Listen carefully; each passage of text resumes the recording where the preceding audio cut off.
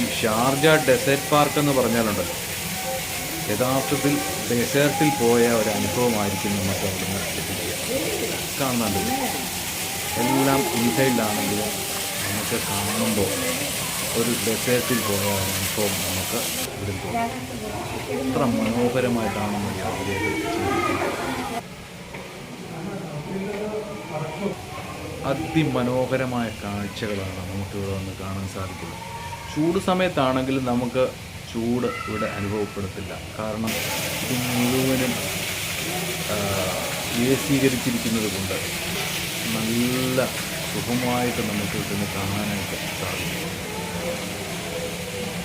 പല തരത്തിലുള്ള പക്ഷികളും ഒറ്റക്കാലിൽ നിൽക്കുന്ന കൊക്കുകളും ഒക്കെ നമുക്ക് ഇവിടുന്ന് കാണാൻ സാധിക്കും.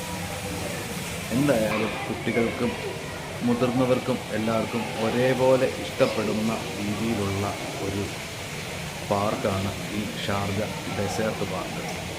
ഈ കൊക്കുകളെല്ലാം ഒറ്റക്കാലിലാണ് നിൽക്കുന്നതിൽ.